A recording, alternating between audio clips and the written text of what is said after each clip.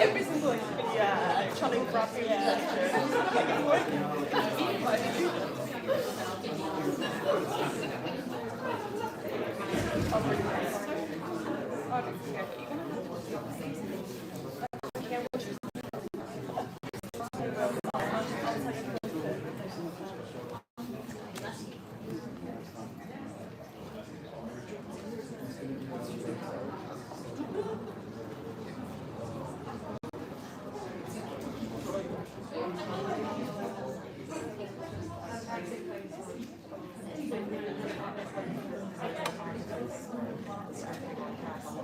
Hi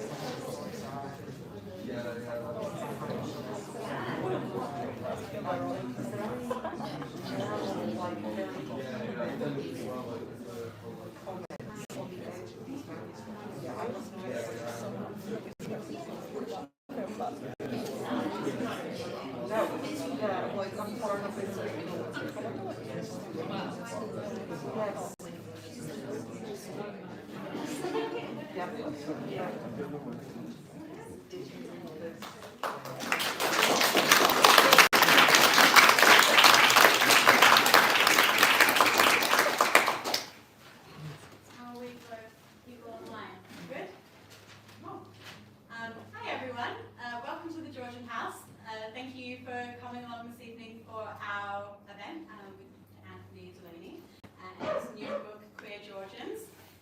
We're really happy and excited to be in partnership with Lighthouse Books as well.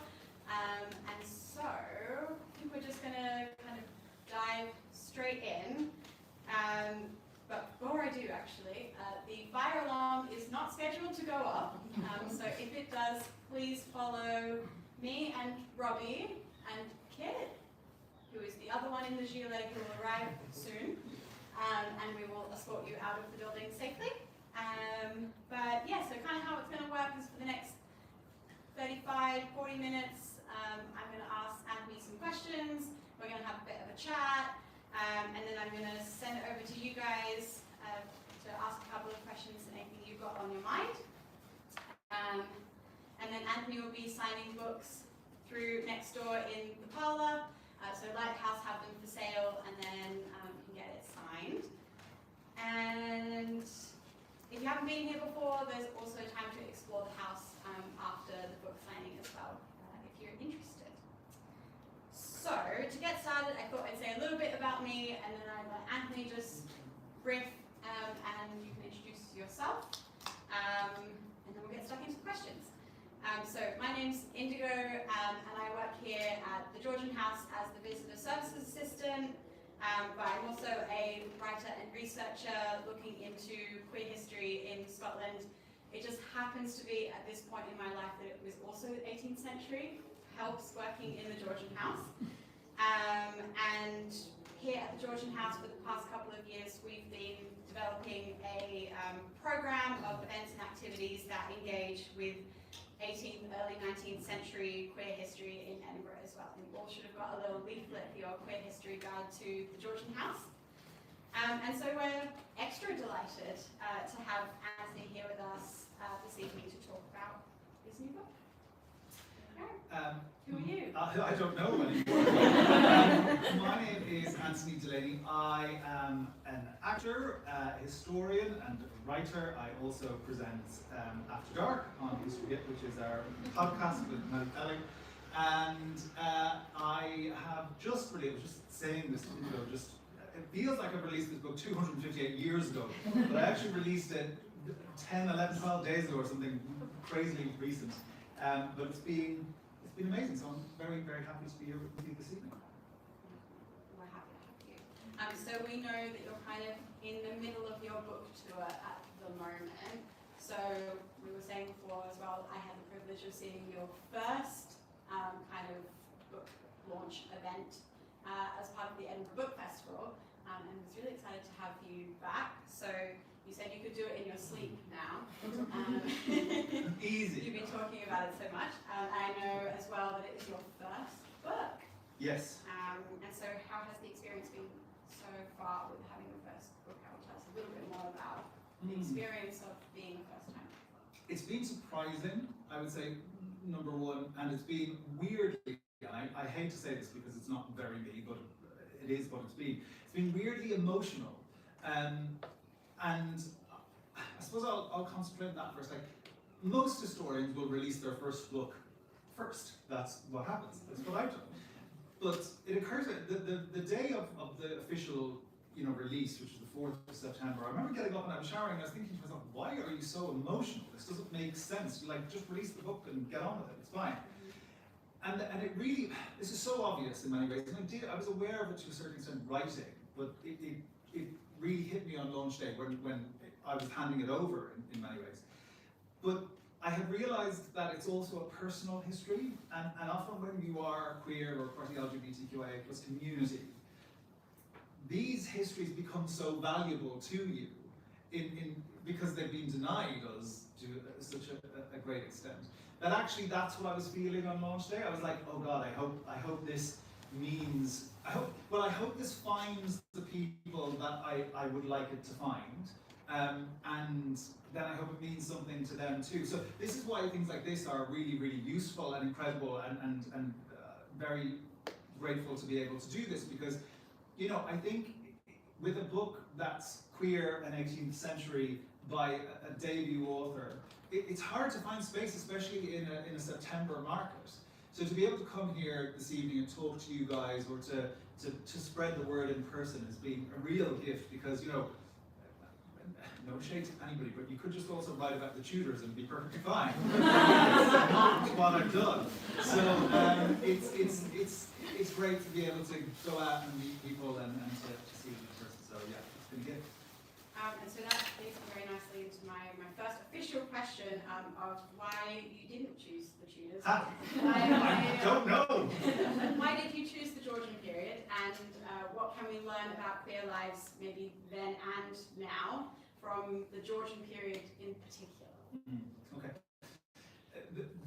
I can answer both of those parts to that question in one answer, because it's very much how I came to the 18th century.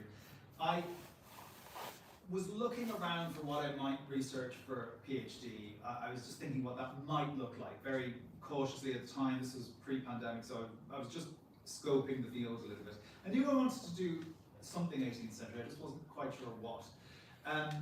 But the reason I settled on the topic I settled on in the end was, the hook for me was, it appeared to me that a lot of people in the 18th century were asking an awful lot of the same questions that we're asking today about gender and sexuality and sex. Like, what is this? Where does it come from? Why is this happening? What does this mean for everybody? I think we're asking some of those questions too. But the distinction was, and this is what really drew me into the Georgians, it seemed to me that they weren't demanding answers in the same way that we are today.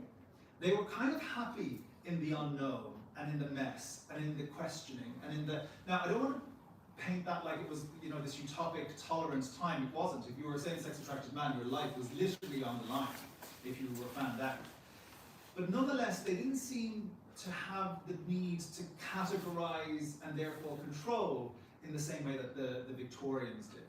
And, you know, Victorian scholars will hate me for saying that, but there is an element of going, from the Victorians, of going, what is that rock? Let's name it, let's own it, let's control it. But in the Georgian period, it's just a little less tight around the edges. And within that, there seemed to be possibility for us today about not trying to answer questions, but to be, and therefore to control through nailing down an answer, but to be more interested in exploring possibility. And I think the Georgians were onto something there. And so, I guess are you talking about like there's kind of like more of an, because if we think about identities today, something that I hear all the time when I do the research is that the identities that we have today, they don't fit on the past. We shouldn't use them to talk about people in the past. And I know that this is something that you address at the, right at the beginning of your book, which, as you can see, is very well read by me. And so could you tell us, I guess, me personally, in my work, I use the word queer when referring to people in the past, because a lot of the work that Robbie, Kit, and I do here at Georgian House is talking with the public, and so they need accessible language to be able to be like, well, I understand what that is, and we use queer actually as a more inclusive way to talk about people in the past.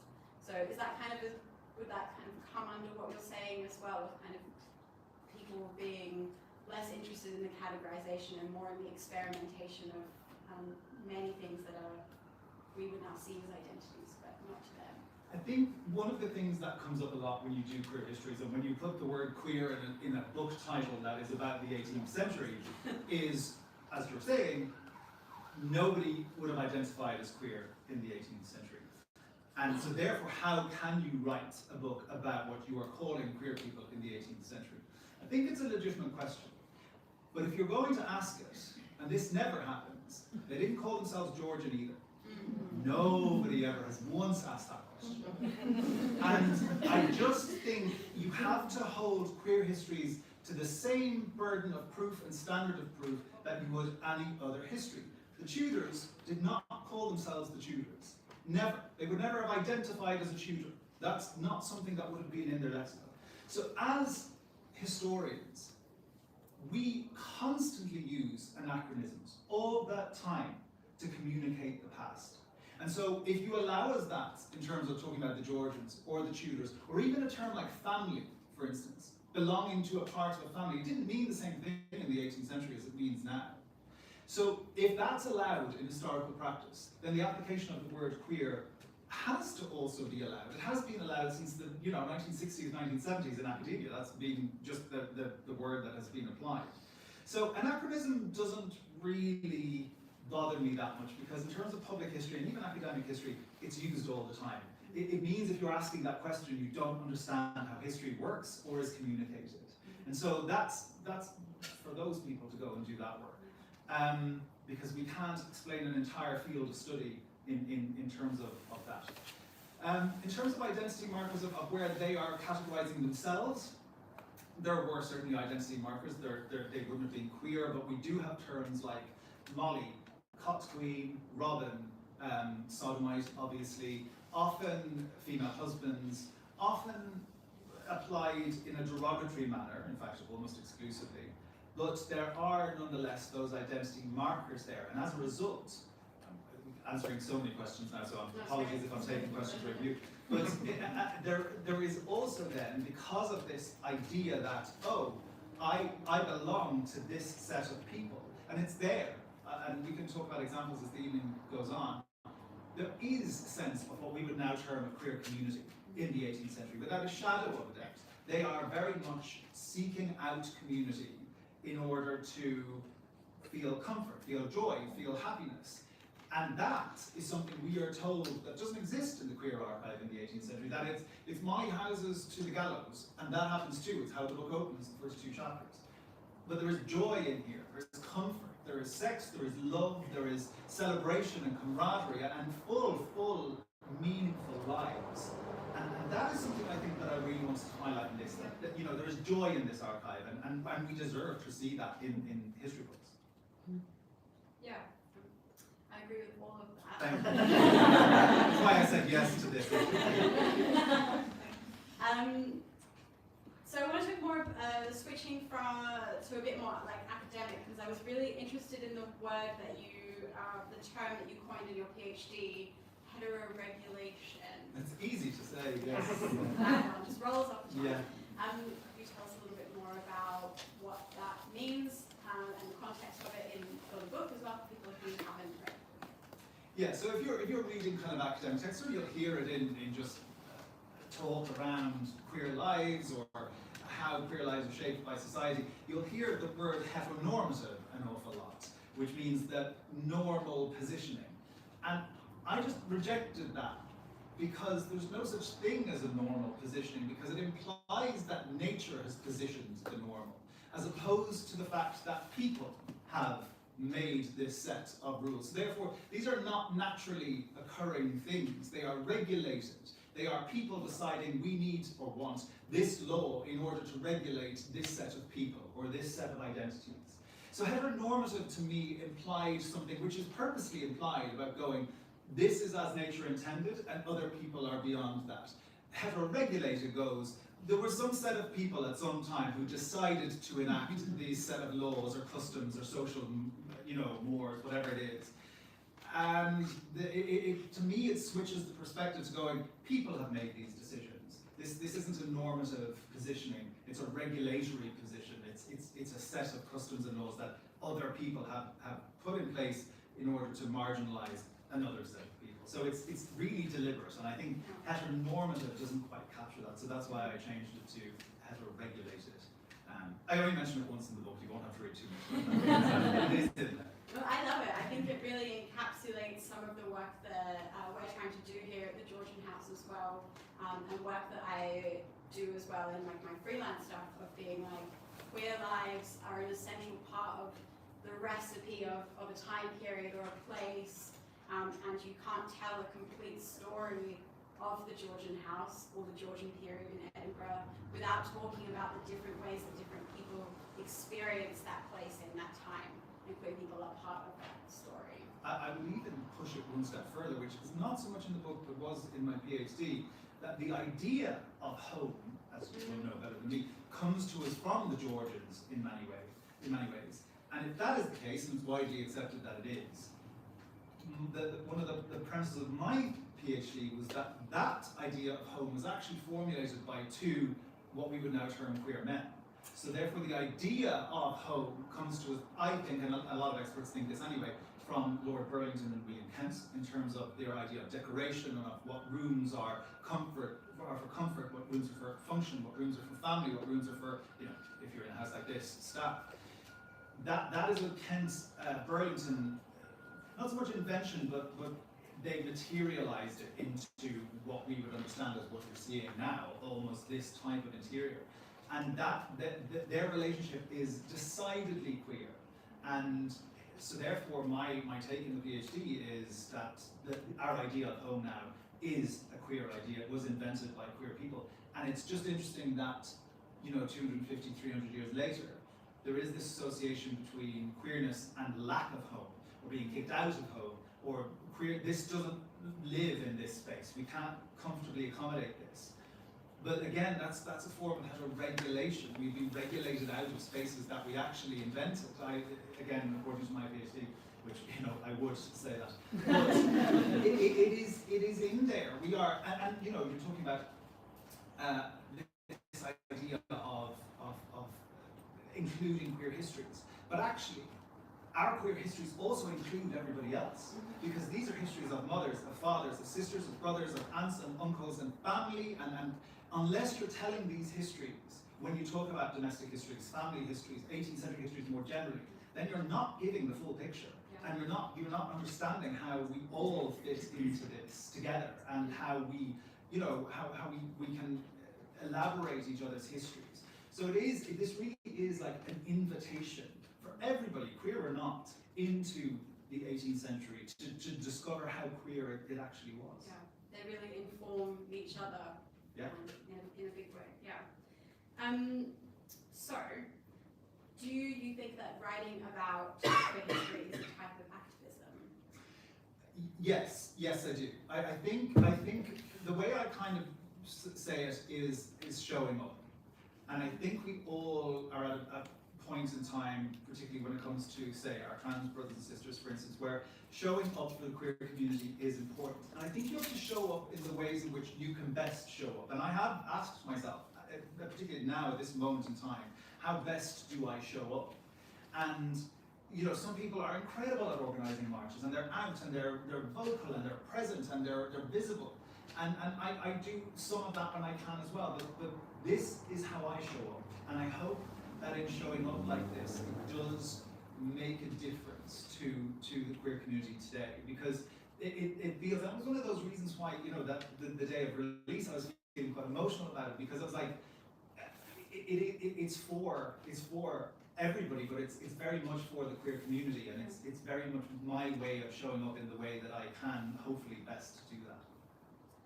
I think we probably, I mean, I definitely feel that way doing queer history engagement work here. Well, Robbie, do you have thoughts and feelings on this? I'm just going to bring you into conversation now. Well, yeah, well, it's always rewarding, but when you just look at a room that's over capacity for a queer event, it proves how. Yeah, it is. It's our way of being like, this is my little corner of the universe, and this is what I can do with the skills that I have to make space for queer people, queer history, and make what this is, with all of its kind of everything that it symbolizes, and break it down and build it back up again for new audiences or larger audiences to be more inclusive. So it was a bit of a leading question, I guess, because I want to talk about activism here as well, and also Lighthouse, because that's part of your vibe too. But yeah, I definitely think that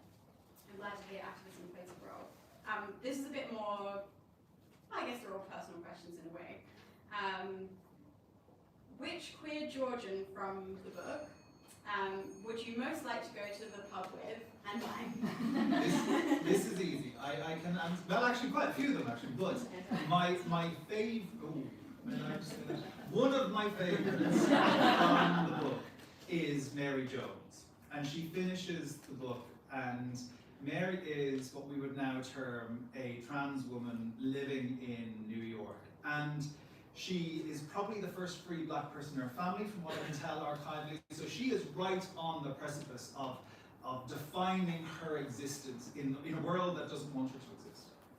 And she is, make no mistake, she's a thief. She has gone to prison quite a few times for stealing quite a few things. But what she shows me is that sometimes all you have to do to make history is keep going. And Mary keeps going when everything is stacked against her. She is not changing laws regarding New York or America. She is not changing the social order. She's not upending society as we know it, although she is in some ways, but not, she's not radically breaking bricks down. But she gets back up every single time people try to keep it down, to such an extent that there is a newspaper article at the time which was informed by some legal documentation. We're talking 1836 here, just right at the end of the Georgian period, just before Victoria's reign. We're in America, so it's kind of irrelevant anyway. But, and she says, this guy says, her natural inclination to be a woman is so strong that even the legal system can't stop her from being who she is. And there's this acknowledgement of her just keeping on, and I love that about Mary, and what I love most even still about that is, despite the fact that she's really tenacious, we leave her, I think the last archival presence we have of her, is we leave her walking down the road, one of the roads in New York, wearing the most incredible outfit. She's got a hat on, it's brand new, she is dressed to the nines, and she just walks out of the archive. Now, I would merely put money on the fact that she was probably arrested again about 2 days later, but for us, for now, she walks into history, and here we are in 2025, talking about her, and she would never have been able to anticipate that. And so there's something about, I can be very, very boring, and sometimes I like to be boring, but Mary wasn't. And so to have a drink with her would be to, she could shake me up a little bit, and I think I would enjoy that. So yeah, Mary Jones. Mary Jones would be my. She'd keep you on your toes. She would. If nothing else, she'd be robbing me blind. But Mary could. I'd let her do it. Right. So there's a different woman in the book who I'm sure a lot of people in the room know the name of. So Anne Lister. And I know she was one that you were maybe umming and ahhing about. So she's one of the most well-known 18th century queers. And do you think that she is a bad gay?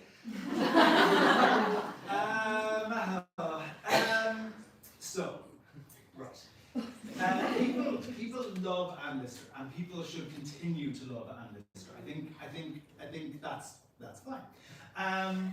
Here's the other answer, I suppose. Anne Lister is a very proud Tory landowner, and she understands herself in that power structure in very, very patriarchal ways. I would go so far as to say that Anne Lister is a patriarch. But in so being, she is willing to subjugate other people, depending on their class, or women, in order to achieve her own ends. And people were doing that, so why shouldn't Anne Lister do that too? Now, one of the things she does, and I have had people say, oh, but you've misunderstood, or you've whatever. I don't think I have. I think I've read somebody has even accused me of not having read the diaries. Trust me when I say I have read those diaries many, many times. And I've spoken about this in front of the Anne Lister Society as well.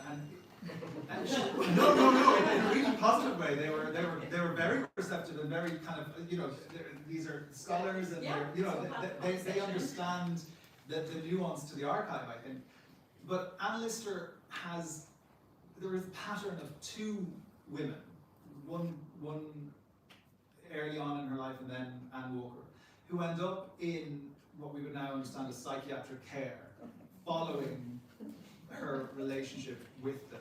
Anne Walker particularly, you know, Anne Lister specifically asks once she helps to place, I'll be careful about how I'm saying that, once she helps to place Anne Walker under the care of Steph Balcom in York, she specifically asks, is she okay to sign, well, I'm paraphrasing, so, but the real quote's in the book, is she still definitely okay to remake her will, though? And Steph Balcom basically says, yeah, there's absolutely no reason she wouldn't be able to remake her will. And her family, the extended Walker family find out about this and say, look, but if she's okay to remake her will in your favour, Anne Lister, and by the way, Anne Lister does the same for her, so, you know, but if she's okay to do that, then surely she doesn't need to be under any psychiatric care. Surely there's something amiss here. And the exchange actually ends up benefiting Anne Walker in a way that she didn't anticipate because she outlives Lister, spoiler. And so Walker ends up being in Shimpton Hall when actually I think Lister was very confident that she would outlive Walker and that she would benefit so much more from, you know, she puts Walker's money into her own estate. She also manages Walker's estate, but it's not reciprocal. Financially, it's just not reciprocal. The other thing to point out is that once they enter into their union, and I don't think the marriage happened, again, my argument is in the book, but the marriage ceremony that you see in Gentleman Jack doesn't happen, or at least not in the way that it's presented. But they do have a union and they do understand themselves as married, it just doesn't happen that way. But once that happens, and Walker tells us herself, and Lister admits to this, that Walker, this is a quote, fancies herself under restraint, and in the house specifically. And you may say, oh, well, you know, it's the early 19th century, women didn't have a lot of opportunity, but in the house they did. That was the whole societal exchange. Theirs was the domain of the domestic. So Walker should and could have expected to have freedoms in Shimpton Hall to run it, to be the woman of the house, but she doesn't get that. And so she as is in the diary, she fancies herself under restraint. So I think, in conclusion, one of the things to bear in mind is these people don't have to be perfect to be extraordinary. And we're at that point now of queer history. Initially, we had this kind of idea of almost like of gay whack-a-mole, kind of going, there's one, there's one, there's one, there's one. It just doesn't matter what you're doing, just find them, because we've been so denied them. So we just wanted to find them. Now, I think we're moving on, and I hope this book does that slightly, to go, actually, what were they doing? And how did that impact society more generally, or their own household, or how were they feeling about that, and what was that tension? And we can now get into a little bit more of the nitty-gritty and kind of explore the lives with a little bit more meaning, as opposed to just going, I think she might have fancied girls. Do you know what I mean? Let's move beyond that bit. And also let's move beyond this idea, although potentially not in Anne Lister's case because it's to the forefront, but let's move beyond the idea that we have to always concentrate on the sex act to tell queer histories. Like, people will often say, well, how do you know who they were sleeping with? Well, we don't know who anybody, for the most case, was sleeping with. You would never ask that question of another type. You know, that can't be our burden of proof. But in Lister's case, it can, and it's fine. But it's just, we have to level this playing field, and that also means that not necessarily all the queers are perfect, but that's fine, that's okay. Who is? I mean, I think that is what makes her such an intriguing character that people kind of are constantly coming back to. And I think for us at the Georgian House, our connection to Anne Lister is through someone that her partnership or her pursuit of a woman called Sabella McLean, who's not really on the radar of most people in their first entry into Anne Lister, whether it be through Gentleman Jack or reading books about her. Sabella McLean is like a real kind of sub-character. But we know that Anne Lister visited Charlotte Square here with Sabella McLean. They went to the church, which is now the National Records building. They stayed in a townhouse that looks exactly like this one, a street over that way. And yeah, I think that when we talk about Anne Lister, we try to address all of her complexities in specifically around Sabella McLean, I think, and Anne Lister kind of being in pursuit of her as a kind of Scottish heiress from the Isle of Mull. But yeah, I think when you read the diaries of Anne Lister pursuing Sabella Maclean, it becomes quite clear that it was a once. It's hard to talk about in a way because it's quite aggressive, the way that she is pursued. And Anne Lister, I think, she very much sees herself as kind of a patriarch. And there's this, I don't have the quote here, but a great quote about Anne Lister climbing to the top of Arthur's Seat, and she brags in her diary that she gets there in 10 minutes. So for anyone who's climbed Arthur's Seat, it's not possible. But she says, you know, in her diary, I got to the top in 10 minutes, but ladies should not attempt it, they should go round to the bottom. Almost as though forgetting that she is a woman herself.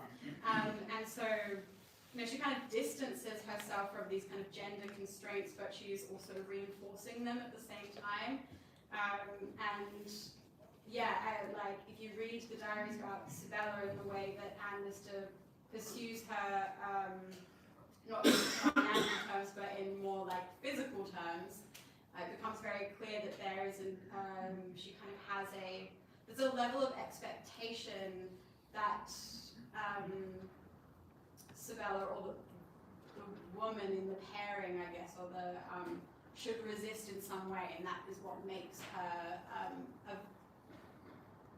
a good catch, for lack of a better word, a good wife, kind of thing. So we try to tackle all of that at the Georgian House on our tour.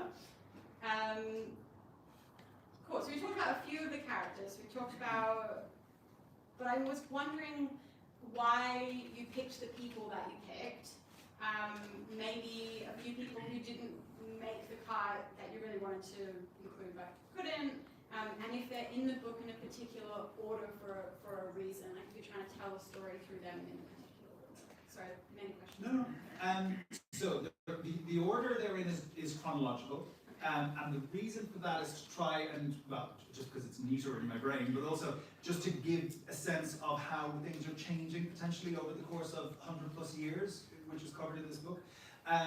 Okay, in terms of who I did and didn't include, there are people who I wish I could have included, like the Princess Seraphina, for instance, who, if you go onto the Old Bailey online, you can find her court records there, and she's incredible.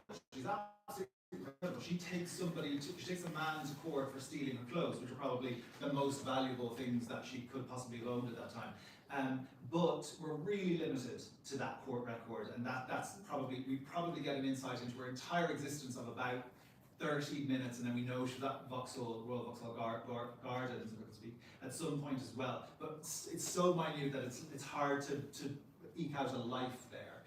So Seraphina didn't quite make it, although who knows in future. Another person who I had thought that was going to be present was, at the outset of this, was a guy called Baron von Steuben, who is an American founding father. And if you Google his name, it'll very much come up going, this is Washington's gay general. And so I was like, wow, now is the time to put in a gay founding father, if ever there was a time. And I really, really wanted to add that history in, and I set out to do so and went to the archives. But when I got there, I just didn't find I talked about this burden of proof. The case just didn't meet that burden of proof. So what we have is examples in kind of popular culture of von Steuben, once he comes to the army in America, going, oh, we're going to have a trouserless party, and this is being interpreted as some kind of a sex party thing, and therefore he's gay. And the thing is, what was happening really on the ground was that the troops just had no uniforms. They were in bits. They did not have. They literally were wearing rags of their own clothes, let alone any form of uniform. And so, as a joke, the invitation to this party this one night was just wear whatever you have, or if you don't have them, it can be trouserless. Do you know what I mean? So it was just acknowledging that. Then it was also said that, oh, he went and he lived with his seconds in command, with North and another man, and the three of them lived together in this house. And it's like, no, he did go and live with each of them separately, and of course they lived together when they were on the battlefield, because that's how battles were done. But afterwards, he had to go and live with them as individuals, with them and their wives, because he was so broke. He had no money, and financially he was almost destitute, and so he needed to go there. And so what we have to be careful of, and I think this is part of this next wave of queer history now, is meeting these people where they are in the archive and working for them, as opposed to trying to make them work for us and deliver us something that we think we deserve. And I understand that impetus, and I understand that feeling, again, because these are histories that have been denied to us. But it's really important to understand the context of male friendships in the 18th century when there is no same-sex desire involved. And it's important to understand the kind of military protocol in terms of this. Once you do that, it kind of goes, there is no evidence of same-sex desire. Now, I don't know who von Steuben was sleeping with or who he wasn't sleeping with, but and just because I wasn't able to find the proof archivally this time doesn't mean that he wasn't and somebody else in the future won't find that.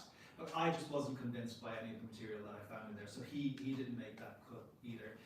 Just because the people that do make this, I wanted it to be really robust, and I wanted it to be really like foolproof. That you know, when somebody comes to this, they go, here it is in the archive. The things we've been told that are impossible, they're here. And it's, you know, interpretations may vary, but this is a queer archive. And if people felt a little short of that, then they just didn't make the cut. That makes me a little bit sad, in a way, that there's such a, this, you know, keep coming back to this burden of proof, and that the expectations, and it kind of has to be watertight. But like, you know, that these people kind of don't make. But you know what? Don't be sad, because anybody that was in any PhD would have to be watertight. This is true. It just has to be, or else you're not meeting this. I talked about that standard of burden of proof being across all historical fields, and the way I measure that is this the level of proof that would be applicable in any other archive? And if it didn't meet that standard, so for me it wasn't a higher standard of proof. It was this is what I would expect at PhD level, and so if it's not there, it's not there.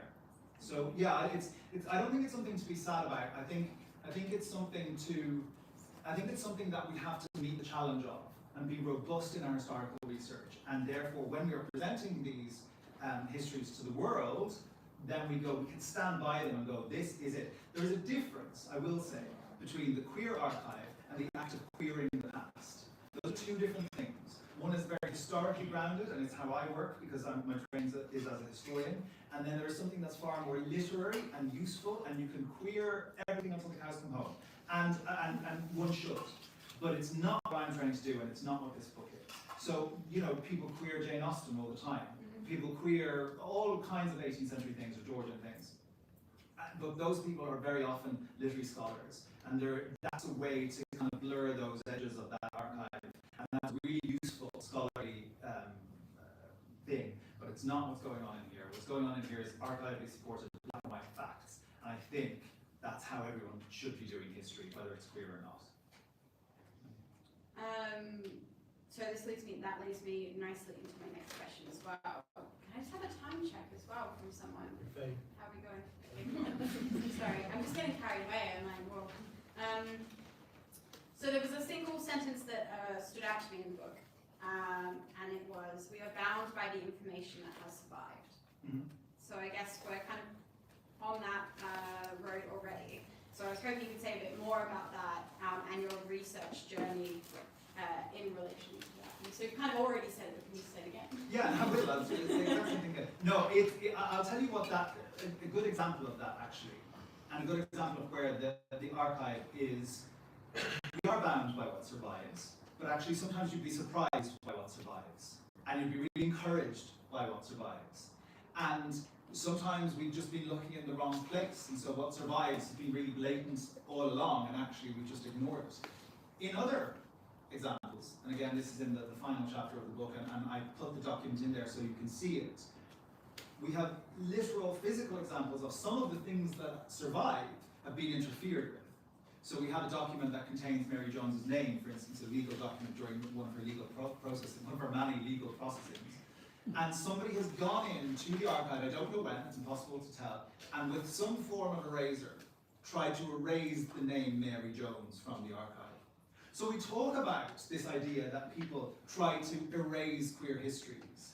The documentation shows us that they do. It is factually correct to say that. You know, it's very easy for, oh, nobody's trying to erase it. We all know about Oscar Wilde, kind of thing.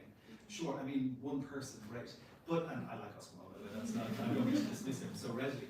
But what I mean is, there has been an active attempt, even in the documents that do survive, to erase queer people from the archive, to erase those histories. We know for a fact that between chapters 3 and 4 of this, we have all of John Lord Harvey, well not all, but a good portion of John Lord Harvey's correspondence to his companion Stephen Fox. But we have very, very few of Stephen Fox's letters, and we know, we're pretty confident, that the Fox family at some point following their deaths destroyed that side of the correspondence. So it is absolutely archivally provable that these histories have tried to be erased for various reasons, and sometimes the queer people themselves are trying to erase that in order to preserve their own life in some cases. So the documentation, yes, we're bound by it, but the possibilities within even what we have, there's still so much left to do. So it's just about looking at them in different ways. Like, for instance, once you know that the Vine in Hampshire is a very queer space, and you know the individuals, you can start reading literally the bricks and mortar and the interior decoration in a really queer way, because they are showing one another on their walls. The eagles that welcome visitors to the Vine today were given to John Shute by Horace Walpole, and Horace Walpole was inspired by the eagles he saw in Horace Mann's house. So we get this kind of exchange of eagledom between men who are very, very committed bachelors. And it, you know, there is this idea of community that is springing up in all kinds of different ways, or like in Gabriel Lawrence's archive.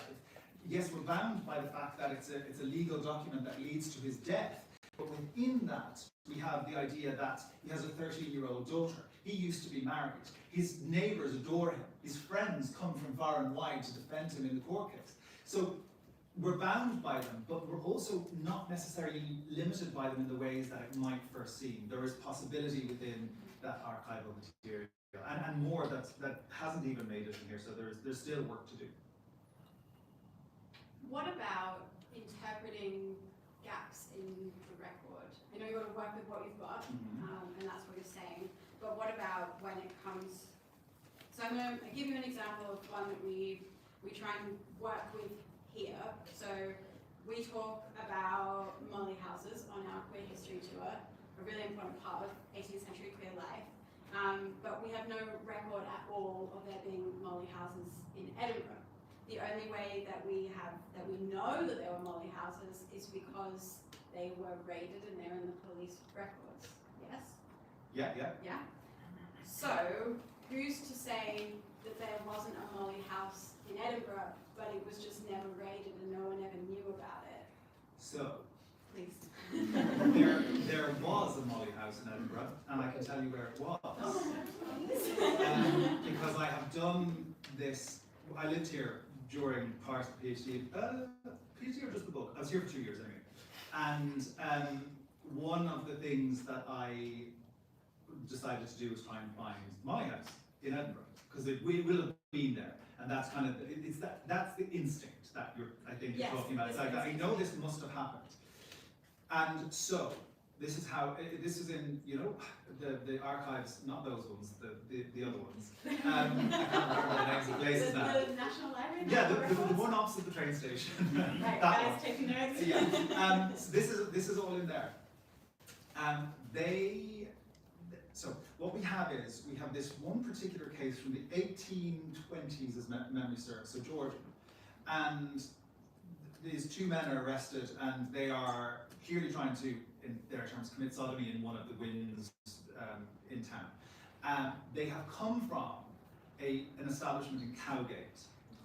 And the reason I am pretty confident that it was a molly house is that after their arrest, the proprietor of that establishment is questioned. And he comes to the trial, actually, and he gives evidence. And he says that he saw them behaving indecently under the tables. And by so doing, that to me goes, you would have kicked them out if this wasn't something you expected to see within your establishment. Now that you're on a stand, you have to go, and I was absolutely outraged, and then 2 hours later I kicked them out. There was a good old chunk of time between. So there was at least a Molly House in Edinburgh, and you'll find the names of these people. I'm sorry, I don't know it off the top of my head, but they're in that archive and on my computer somewhere. And they were arrested. It was this old lady, I can't remember her name either, but she was absolutely flabbergasted by what she was discovering. And she came upon this scene down on the winds, and to me, this man that was brought in to condemn these two men for sodomy was, on the basis of probability in the archive, the owner of what we would understand as the Molly House, and that was in Cowgate. And it makes sense, because if you look for the sex workers, you'll find the queers, and there was a pretty healthy sex work trade down in Cowgate. So I think it's there's interpretation involved there. Nobody is saying this is a Molly House, but he didn't kick them out. They were there for hours, and he saw what was happening and didn't do anything about it until now that the arrest has happened, and is then called to testify. So I'm confident enough to assert that that is either a Molly House or a Molly adjacent house, but certainly they knew what's going on there. Yeah. I have the names. Oh, Ross found the names. Of course he has. William, Simpson, and Ralph Dawes looked into them before, Yeah. and then when they were caught in the act of connection, Uh-huh. and they tried to pretend there was a woman in between them. Yes. They did, yeah. So that's better, yeah. So they came from an establishment on Cowgate, which isn't there. I did physically go. It's been, it's totally changed now. I think it's like still some form of a bar. I think student bar or something. But yeah, the building is not there, because I was like, oh, what if I could locate this? But yeah. Next Georgian House night out. And see what you can find out about that establishment, because I think go a step further. Like, who is that person and what is going on there? But yes. Yeah. All right. Well, we know. And let me know as well. I think that I've probably talked long enough now, so I'm going to ask like one final last question, and then I'm going to give you guys time, because I think we're already kind of going over. This is maybe a very great question to end on. What do you hope readers will take away from the book, its people and stories? A sense of joy and empowerment. Because I've had people come up to me during these talks from day one saying, I'm queer, but I don't like to engage with queer history because it's so depressing. And I find it just relentlessly bleak. And that's in there. But my remit for this was centering joy in all its forms, in some of the really boring everyday forms, as a form of resistance. And that might be, today we managed to close the door on the world and we didn't experience violence, because they do. And they talk to one another about that. In the 1700s, they are saying, you can't go to that part of town, because if you do, the boys, and it's always boys specifically, the boys will either make fun of you or they'll attack you or whatever it is. And so they're using this network to help each other survive more comfortably. But what it did for me, I think, in writing it, there's the ladies of Clongauchlin are originally the ladies from Kilkenny in Ireland, where I'm from. And I left Ireland when I was, I left Kilkenny when I was 17, I left Ireland when I was 20, I think.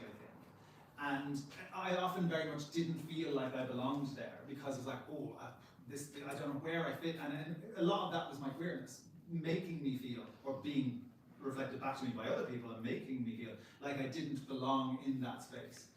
And actually what these two incredible women did was show me that I am of that ground. I am part of that limestone. I am part of the trees in Kilkenny. Every ounce of it is part of me. It was part of them. It is the legacy that I carry with me. I carry their legacy. They came before me. I count them as my ancestors. I'm not related to them in any way.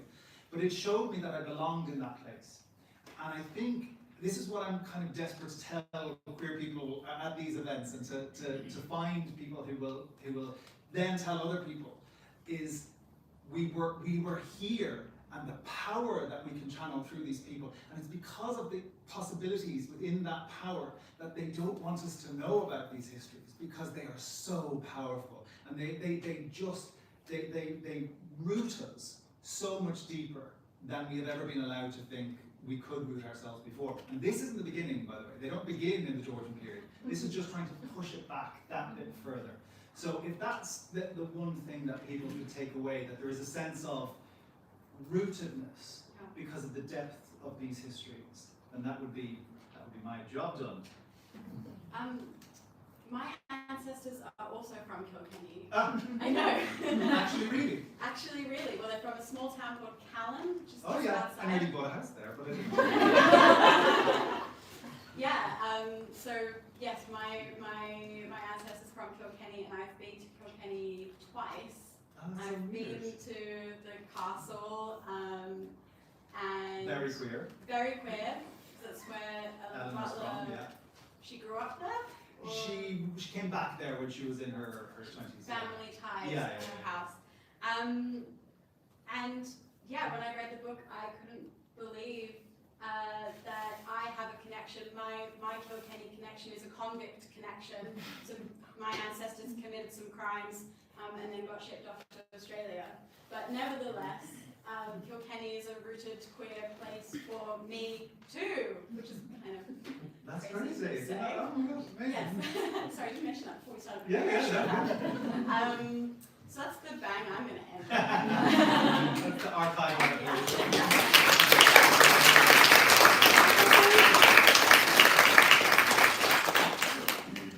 And now, horrendously over time, we're going to throw it out to the audience, and maybe just to keep us on time, I'm going to maybe take 3 questions. If anyone's got any kind of burning things or happens to also be from Kilkenny. And so, go ahead and go up first. Yeah, sorry. Just when you were talking about burden of evidence and looking at like the queer archive, did you find that there was a different methodological approach you had to look at for queer elites in the Georgian period and queer subalterns? Yes, well, methodologically not so much different, just the sources are different, the source material is different. The elites, as you can well guess, are leaving a much longer paper trail. They have an awful lot to say for themselves. And actually, as a result, they do tend to skew all history, not just queer history, it's across the board, right? Because they're leaving us more, like Horace Walpole, for instance, writes so much, and as a result, in terms of the queer archive, people really concentrate on Horace Walpole, but there's so much more that you can look at. So, it's about looking at the divide in the book is probably about 60-40 in favour of the elite, but actually the fact that there is a roughly a 40% working class presence says an awful lot about what is still there to be discovered. And I will say, that doesn't mean it's easy to discover it, it just means it's out there somewhere. One of the keys to that for me was the figure that I kind of rediscovered in my PhD, which was the Cot Queen. This comes from a French word, cot meaning house and queen meaning woman, but it was used to describe same-sex attracted men in the 18th century, but same-sex attracted men who were domesticated and who loved interior design, loved cooking, the stereotype there even then, was too close to his mother during childhood, literally that was one of the things, but who was blatantly described, this wasn't even hinted at, blatantly described as partaking in sodomy. And so this cot queen, this idea of the cot queen, opened up rural possibilities beyond, you know, the idea of the urban Molly house, which is a working class environment to be fair, but beyond the idea of the country house, for instance, which was a rural possibility. And so then you start to look at bricks and mortar as part of the queer archive, like what are those buildings trying to tell us? What is interior decoration trying to tell us? What is the material culture of these archives trying to tell us beyond just the fact that Harvey wrote an awful lot of letters or that Walpole wrote an awful lot of letters? So yeah, it is, the interpretation is applied in the same way that you would apply to any history, but the source material does differ. Again, as it would in any history, that's going to happen if you're doing any working class history as well. So yeah, it's just, the approach is the same as it would be in any historical field, but the sources do vary, yeah. Thank you. All right. Yeah. Scott, yeah. So first of all, not Kilkenny related per se, but Drama Aga for writing the book. Second of all, kind of a variation on the last question. Were there any particular challenges when it came to researching by geography? Were there any cultural differences or differences in what records were left behind and the ways that you actually engaged in the documentary evidence that you came across when doing research? Was there anything unique to the book in terms of your research process that might have differed from your PhD or previous research efforts you've done? The book, in the nature of its tradeness, is more narrative than the PhD is. The PhD is more heavily theoretical and dry. But you have to do that as the PhD, and that's fine. I'm just going to pick up on one of the words that you said there, which was geographical, and I think one of the things that is starting to come to light, I spoke earlier about this idea of looking at the span of over 100 plus years and seeing what's changing. One of the things which I think I started to uncover, although the documentary evidence is sparse, is that there is the first beginnings of what I think marks queer migration, specifically leaving a country and going to another country because of your queerness in the late 18th century.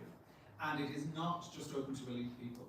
So they're going to America because America had tongue-tied itself legislatively, because they were so absolutely distraught by the idea of same-sex attraction that they would not mention it in court. They couldn't bring themselves to mention it. And so they kind of tongue-tied themselves out of legislating.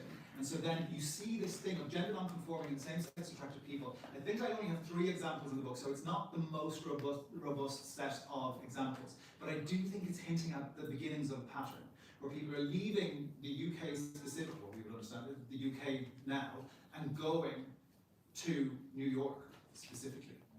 And I do think that's the beginnings of a pattern. And I allude to that in the book. I don't want to definitely be like, this is happening, because, and it's not just same-sex attracted men. It is same-sex attracted men, but it's also gender non-conforming people who we would now understand as trans, are leaving Scotland, actually, and going to New York.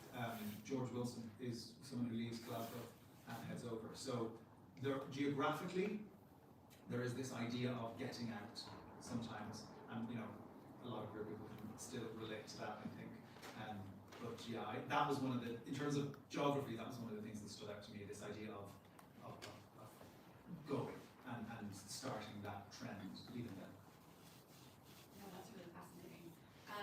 Glasses. Yes, sorry, yeah, that's you. So I do have a Kilkenny connection. I'm Redmond. My Irish family came over from Kilkenny. But my question is about when you were referring to Anne Lister, one of the things you brought up was the domestic sphere, and I'm working on a master's thesis on gender. We talk about the domestic sphere, but I was wondering to what extent we can actually complicate these gendered spheres and spaces, because we're dealing with these relationships that don't necessarily conform to hetero-regulated. Men go here, women go here, and then they meet in these spaces. Because I guess in a way I'm also challenging your suggestion that Anne Lister's partners were perhaps stifled in the domestic sphere, because maybe that wasn't actually the sphere they needed to be in these relationships. So I was wondering to what extent we can complicate that a bit. I think we have to complicate it. I think it's complicated. And not just for relationships that we would now understand as queer. The idea that 18th century women only thrived in the domestic sphere is ultimately ridiculous. And the way in which that we know that that's the case is because cop queens existed, and Anne Lister existed. Anne Lister had no interest in playing a wifely role, and Anne Lister is a woman. So and you will find scholars who refer to Anne Lister as the exception that proves the rule, but I would actually push back and say you need to look at the rule again. The rule doesn't stand up to scrutiny if Anne Lister is able to push back that easily. So I think it's far more complicated. What I'm using there, and across the board, not just in queer issues, why it's useful there is because queer people are using that paradigm in the 18th century. So Anne Lister knows, based on the experiences of the ladies of Llangollen, that women have more agency in the domestic sphere in the 18th century, so they can therefore build houses together. I don't mean as literal builders, but as making homes together. And so they're aware of these stereotypes as well, and they are using them to their advantage. But of course people's lives don't really easily fit into these very binary things. Nobody's does. And I think the more we complicate that, the better. The Cochrane, as I say, is a really good example. He is there are examples in the can't remember. But they are the Cochrane is making a home for this other man who has no intention of baking or making or any of those kind of things. But this Welsh Cochrane that I encountered, which was the first example I had, he is doing those things. And this other man comes from his family home with his wife and children to his other family home with his Cochrane, and he goes between the two. And so that's a not very traditional household, but actually what's happening in there is very traditional in other ways. But that idea of regulation is kind of non-existent, in that it's an idea and it's a regulated idea, but it's constantly broken. Like even when Fox marries a woman, and they become quite close actually. So this is in chapters 3 and 4. She doesn't give a damn about the house. She's out living her life. He's in that house. So it really was never as fast a rule as people have said before. I just think it's really nice that we're all in a house here together as well. 1796. I did say 3 questions, and I'm going to really keep it at 3 questions, but Anthony's going to go next door into the parlour, and you can purchase a book from Myri from Lighthouse, and Anthony will sign it from you. Just to finish off the evening, say thank you all for coming, and we have a few upcoming events with Lighthouse as well. So coming up, we've got Miranda Kaufman's new book, Heiresses, Marriage, Inheritance and Caribbean Slavery, and that is on the 2nd of October. And we have a Halloween book fair as well. Did anyone come to our Pride book fair by chance? Ooh, well I expect to see you all at our Halloween book fair. And so it's called The Strange Case of Number 7 Charlotte Square, as a nod to Robert Louis Stevenson, thank you.